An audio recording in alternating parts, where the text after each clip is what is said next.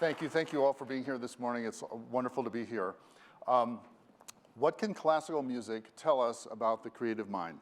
I'm a composer teaching at Rice University, and I'm excited to explore this question with you today.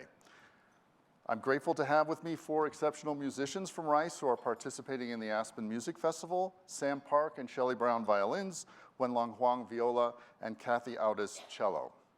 As Tricia mentioned, neuroscientist David Eagleman and I are here at the Aspen Ideas Festival to talk about our upcoming book, The Runaway Species. To give you a little background, as we discuss in our book, creativity doesn't emerge out of the thin air.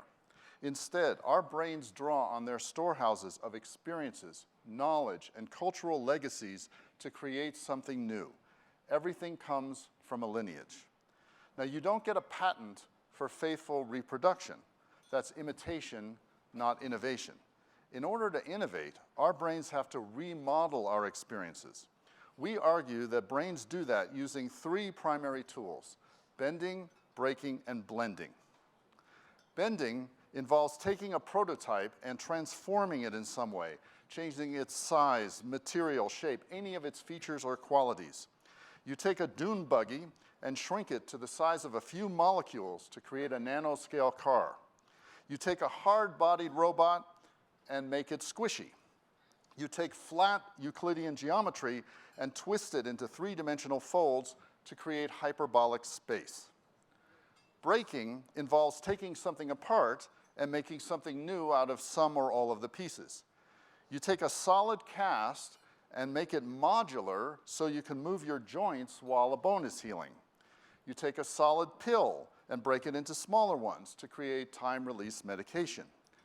You take sound waves and filter out the parts the human ear can't hear to create the MP3.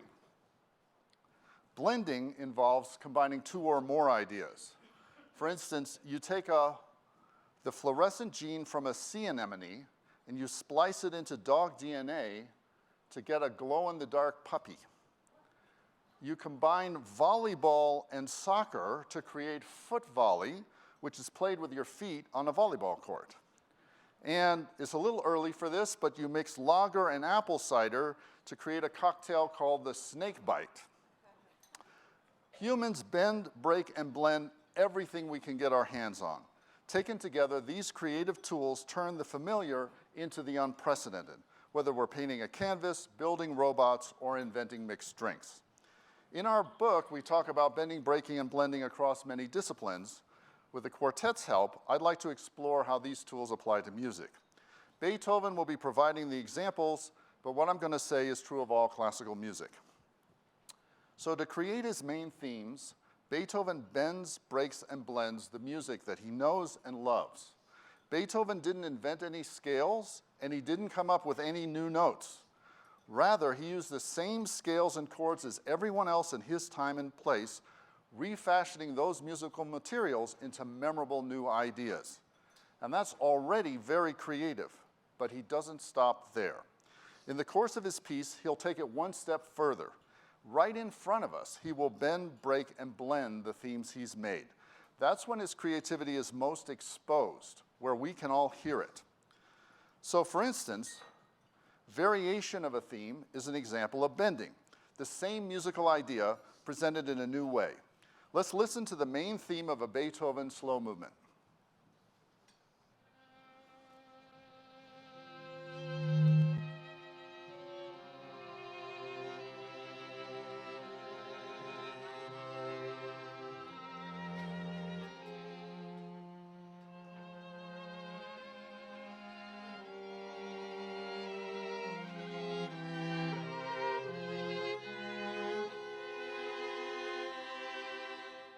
Now here's an embellished version of the theme.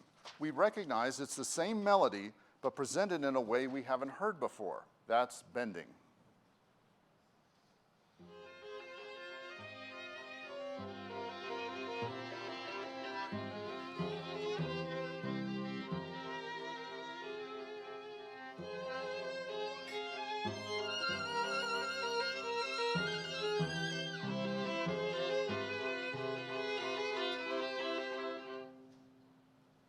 So fragmentation of a theme is an example of breaking. Instead of playing a theme in its entirety, the composer breaks off a piece of it and makes music out of that. Let's listen to a complete theme.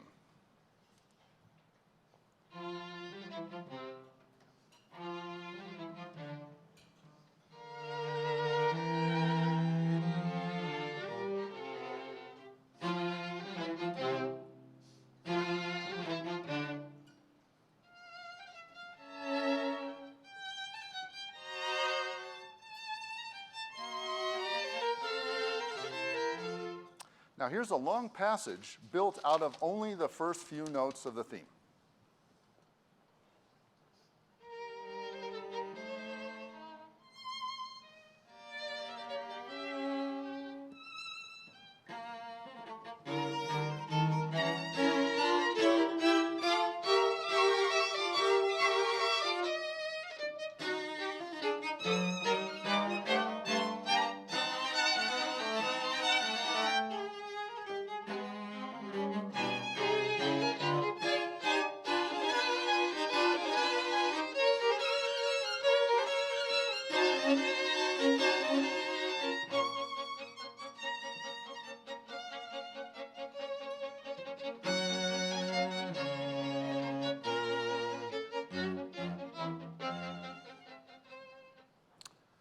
Finally, counterpoint, playing two or more themes at the same time, is an example of blending. Here's the main theme of a Beethoven quartet.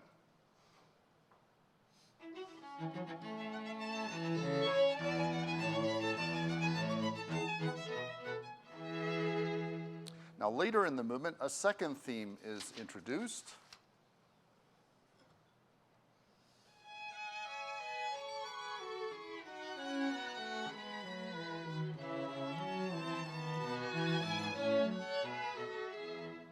And then those two themes are going to be played at the same time. The second theme, with its downward scale, is going to be in the cello.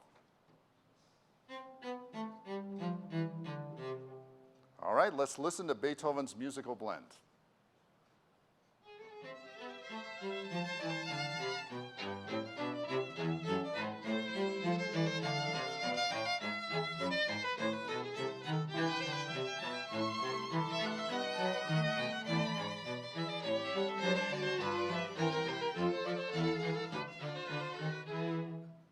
So Beethoven's music is like a brain scan of the creative mind at work.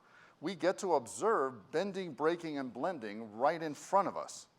Now I want to have a look at one of the big drivers of Beethoven's musical creativity and how it connects to the rest of life. Our brains have evolved to be ruthlessly efficient. So when the brain recognizes that a stimulus is repetitive or predictable, it pays less and less attention to it. That's what you're seeing in these brain scans, decreasing brain activity as the same stimulus is repeated. That phenomenon is called repetition suppression. Repetition suppression is a big reason why advertisements are constantly updated even when the products stay the same. Unless it is refreshed, the familiar gradually becomes invisible to us. If you've been married for more than a few years, you've no doubt experienced repetition suppression. Your spouse thinks they already know what you're going to say before you say it and tunes out. The trouble is, as any marriage counselor will tell you, tuning out is no way to grow a relationship. In order to bond and to maintain those bonds, we can't afford to run on autopilot. The need to combat repetition suppression and hold each other's attention is a big driver of creativity. That deeply human need comes to the fore in a performance art like classical music. Why? Well, if you're a sculptor, you shape a piece of marble or metal, and what you've made will still be there if you look away, leave the room, or think about something else. It's immune to our distraction. But a musical performance isn't like that. It's just vibrating air, a series of sound waves that appear and disappear. What we call music as an art form, with its themes, patterns, and recurrences, doesn't really exist in the outside world. It only exists in our heads. It's like a sculpture that engraves itself upon our memory. Our attention is the chisel that carves that sculpture. If we're distracted or our minds wander, the sculpture will be damaged. No matter how heartfelt or profound the music, it will fall on deaf ears. It's like a dropped cell phone call where you keep talking, but the person is no longer listening. The challenge for a composer is to make that 3D printer in our brains carve the music accurately, because that's how we'll have the most memorable experience. The question is how to do that, how to hold our attention. All over the world, a lot of great music is cyclic. In a cyclic piece, the music repeats over and over the same way, or nearly so, as in the folk song, Skip to My Lou.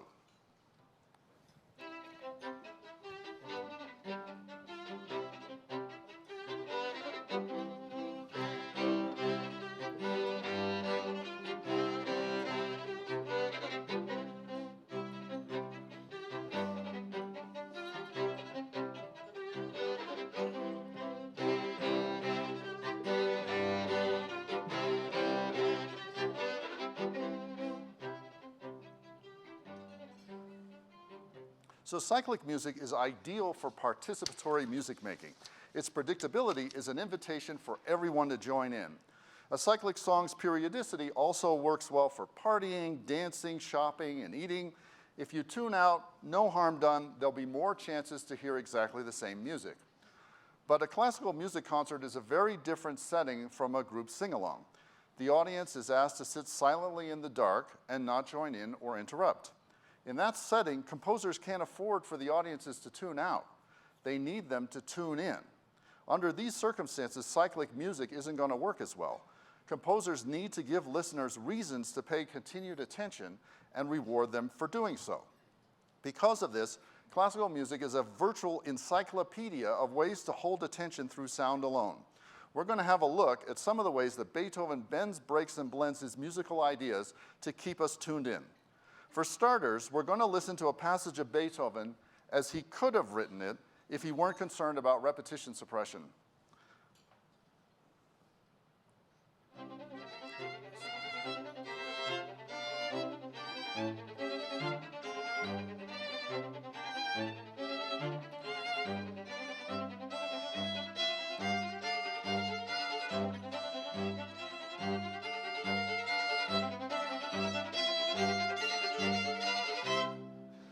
Now, please keep in mind that even bad Beethoven is still pretty good. The music is, the music is lively and exciting, but I want you to note that Beethoven is saying the same thing multiple times. There's the risk that those repeated phrases may become overly familiar and your mind may drift off. So now let's listen to what Beethoven actually wrote.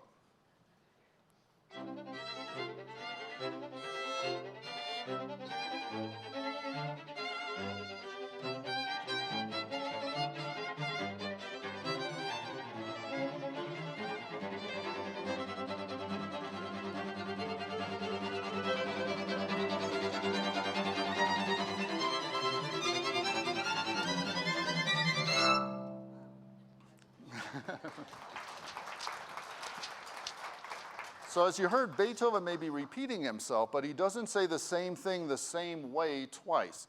Instead, he syncopated the rhythm, added embellishments, and asked the violin to climb higher and higher.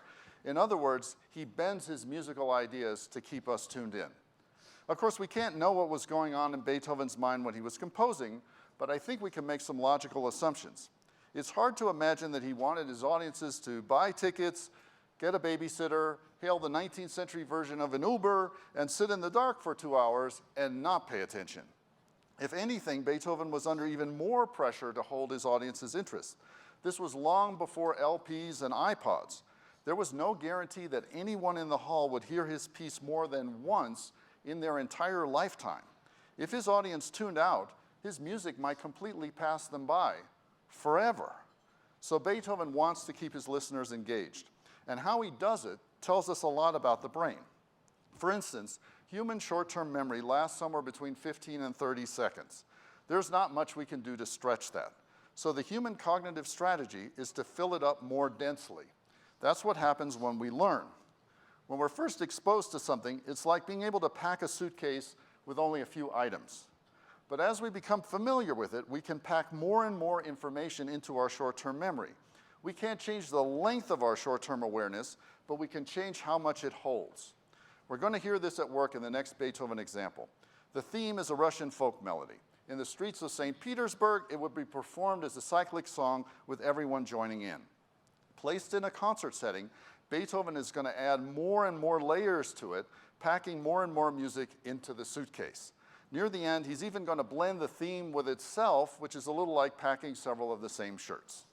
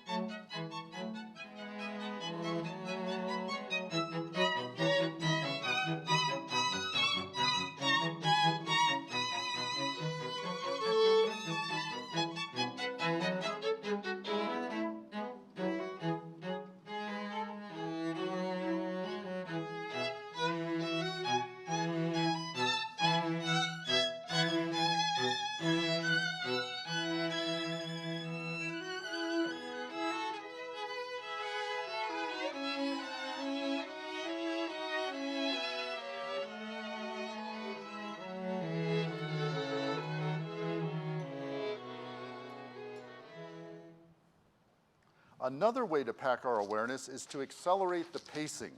This next passage is based on a theme you might remember from the earlier blending example. It starts with the instruments imitating each other, and then Beethoven will pick up the pace by breaking his fragments into shorter and shorter pieces.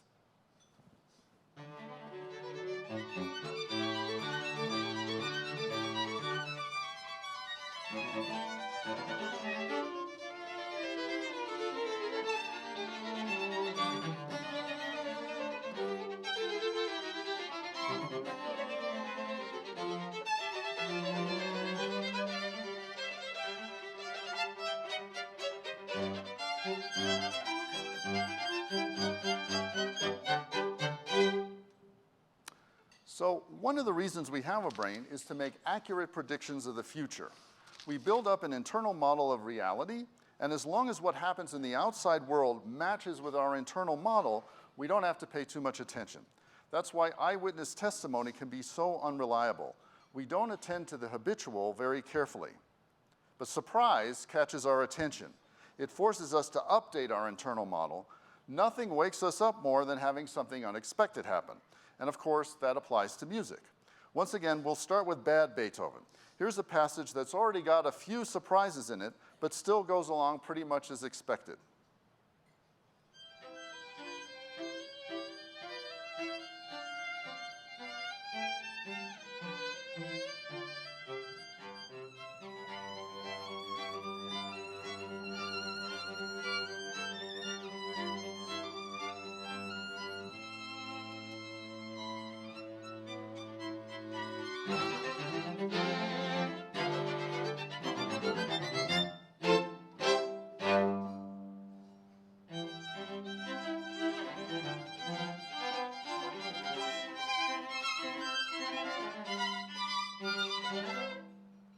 Okay, now let's listen to what Beethoven actually wrote. You'll hear two surprises. Let me tell you a little bit about the first one. In Western music, we associate the major mode with positive emotions like happiness and triumph.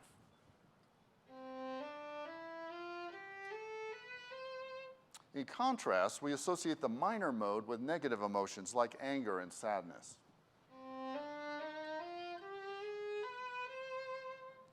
So in classical music, changing the mode is a way of shifting the mood. The first surprise you'll hear will be an unexpected bend of the theme from major to minor. Same theme, but now in a darker mood. Then for the second surprise, listen as Beethoven suddenly breaks off one of the phrases and inserts something unexpected. Here's the Beethoven.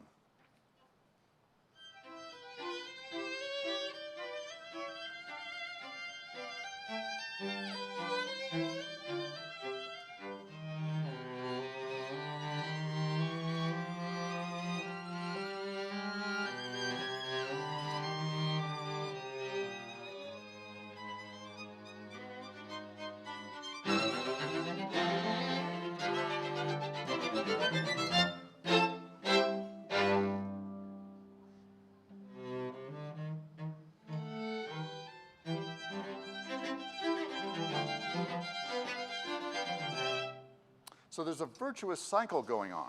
Beethoven has a lot he wants to tell us, so he knows he needs to hold our attention. And that need is spurring his inventiveness. That virtuous cycle lies at the heart of human creativity. Because of the structure of our brains, we're more adept at asking what if and generating alternative realities than any other species. And we're highly social and want to keep each other engaged and impress each other. That combination has turbocharged our imaginations. Making us wait is another way of holding our attention. The neuroscientist Michael Gazzaniga has written about the importance of delayed gratification in human behavior. Our ability to put off rewards helps us maintain our interest and concentration on complex tasks. In music, delayed gratification occurs whenever we're expecting an arrival, a resolution, a resting point, but the composer puts it off. Let's listen to this bad Beethoven in which the music lands on a clear arrival point.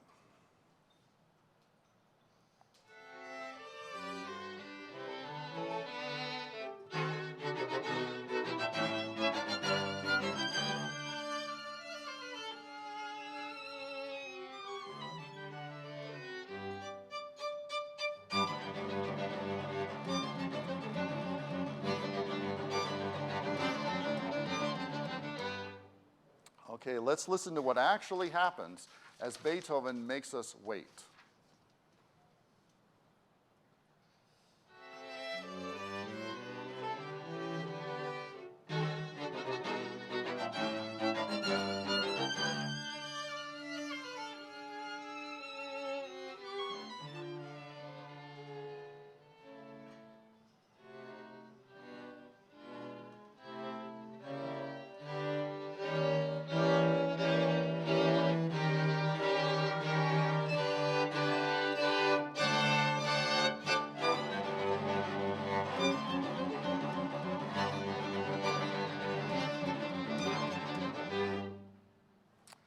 With a cyclic song, the only way to change the subject is to change the song. But in classical music, the composer can break away from one idea and introduce another. This contrast is another way of holding our attention. You'll hear that in the next example, which begins with an agitated theme that is supplanted by music that is calmer and more lyrical.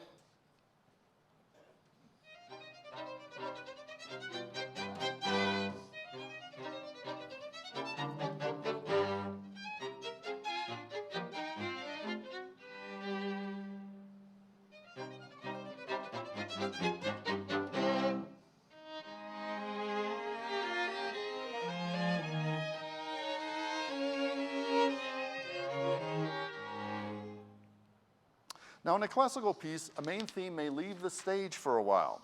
When it comes back, there's the risk that its callback may not be all that exciting. After all, it's the revisiting of something familiar.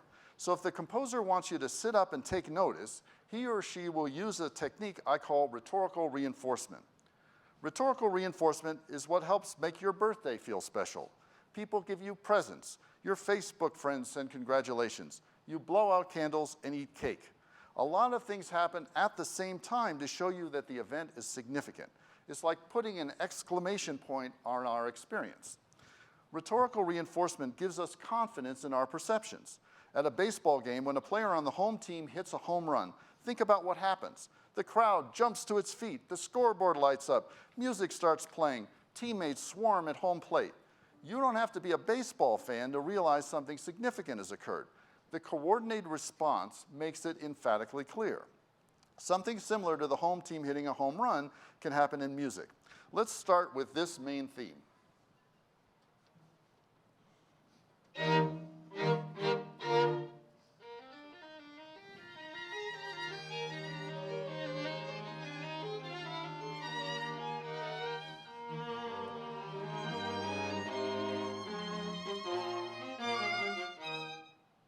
Now that theme is going to go away for a while, and then Beethoven's going to bring it back. First, we're going to listen to a version that will tread water on one chord until the theme comes back.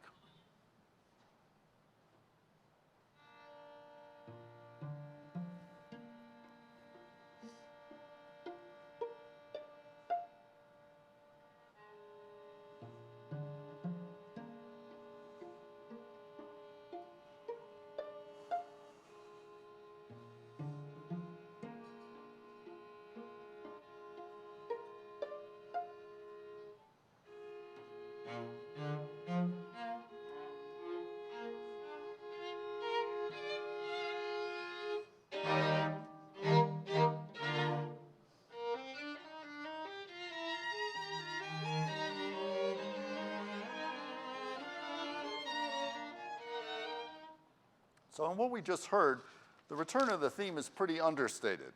Now Beethoven is going to hold that same chord just about the same amount of time, but let's listen to how he uses his creativity to rhetorically reinforce the theme's return.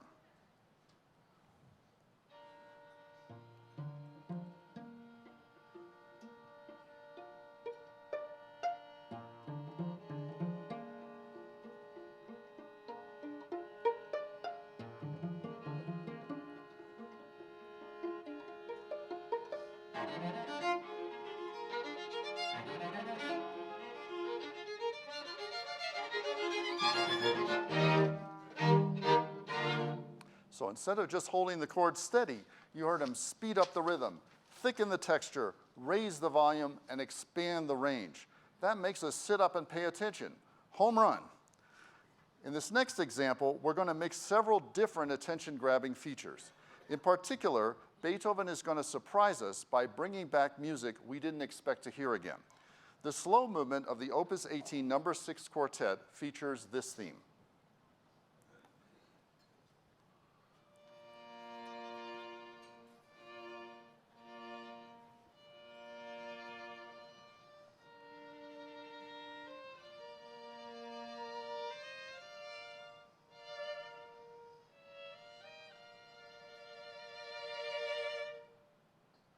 Now the next movement is a lively finale, which begins like this.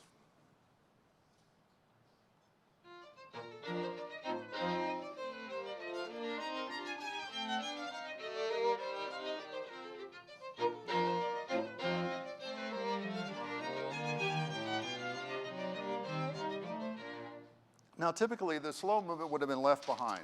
It's over, and that music is gone. But listen to what happens later in the finale.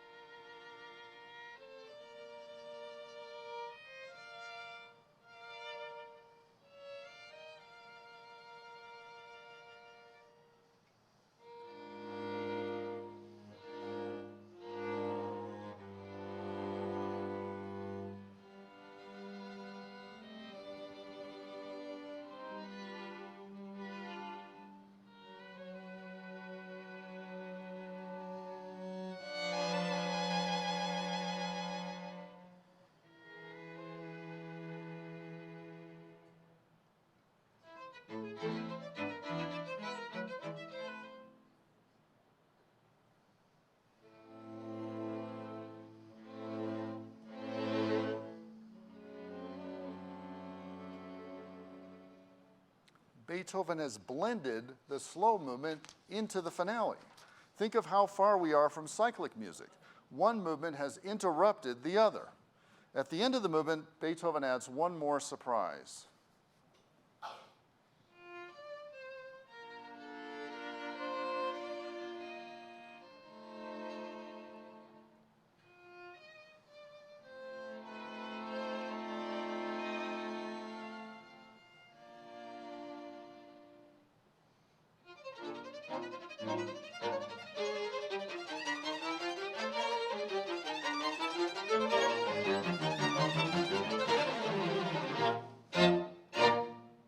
So what happened?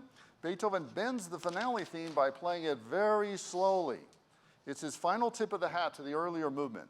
And once that loose end is tied up, it's off to the races to the music's conclusion.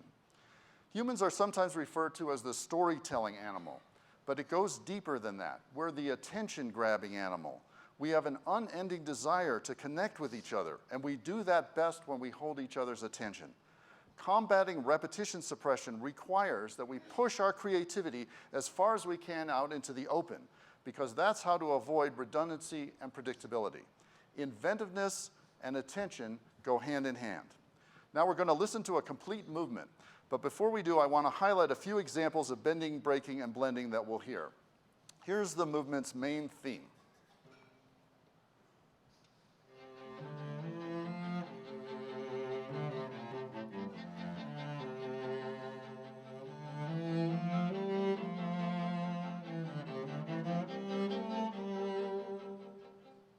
Now, here's a bent version in which Beethoven thickens the texture and adds accents.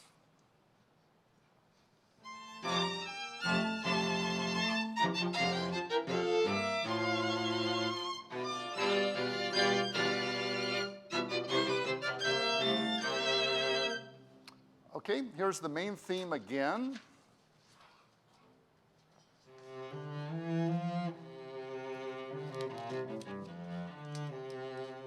Now, Beethoven's going to break the theme several times using different pieces of it. For instance, the next passage is going to use just the first few notes of the theme.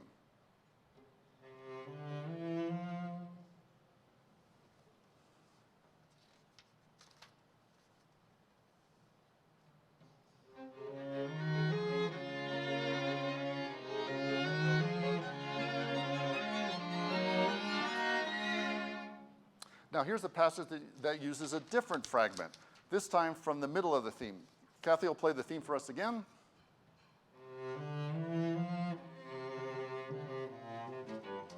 And just that last part of the theme will become part of this next passage.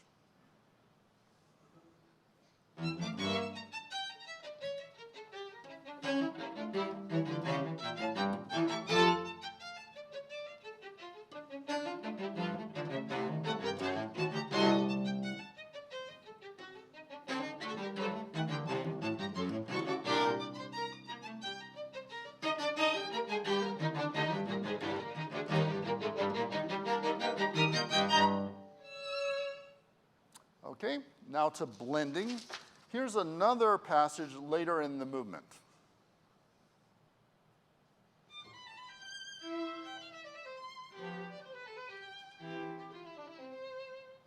And here's a blend where the main theme is combined with this new passage.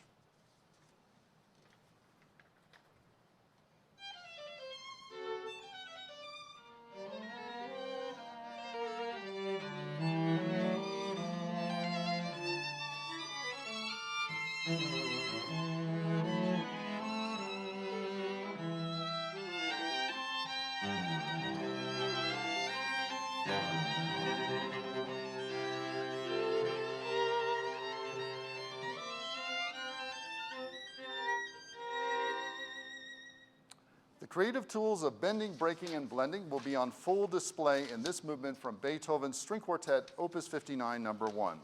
Beethoven will spend the first part of the movement introducing his themes, and then most of the rest of it remodeling them in front of our ears.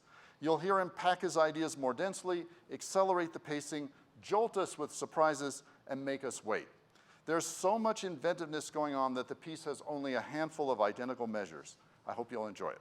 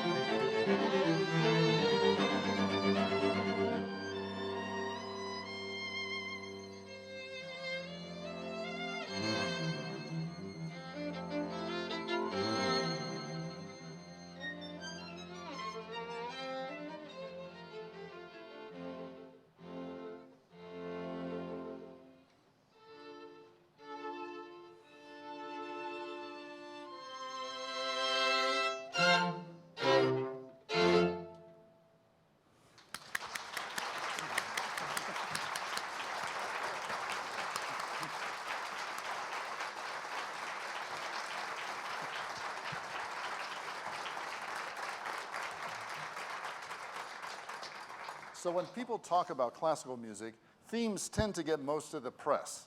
But themes are only part of the story. It's what the composers do with them that makes this repertoire such a great model of creative thinking.